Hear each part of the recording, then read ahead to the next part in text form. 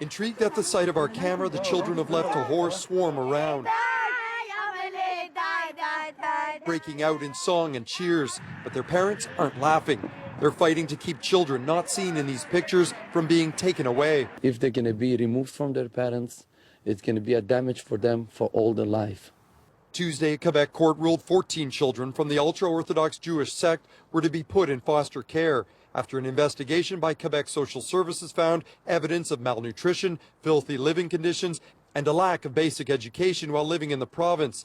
Knowing the ruling was coming down, last week the group ran to Ontario. We're not the first group who have to flee Quebec because of education problems. Well, the families of Lev Tahor say they respect the Quebec court. They're questioning its jurisdiction because before the ruling was made, all 14 children were officially made residents of Ontario. This lawyer agrees. The Quebec ruling in itself isn't binding in Ontario unless an Ontario court makes its own ruling. In the meantime, the historically isolated group is making a point of showing their children are getting educated, although only the boys were seen studying.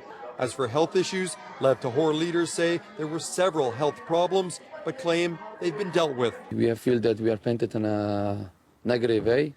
Absolutely. Is it? It's not the fact of what's really going on.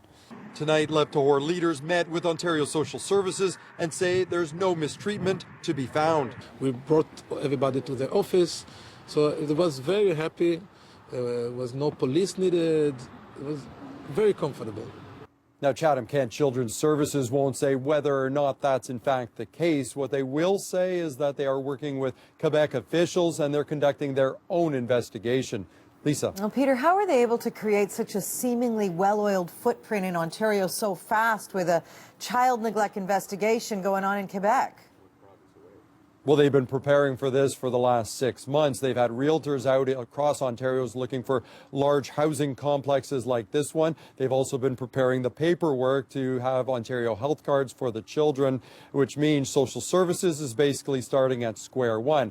Now, while all of this is going on and while we've been here this week, people have been driving right up to us and making some very ugly anti-Semitic slurs, saying that they want this sect to move on.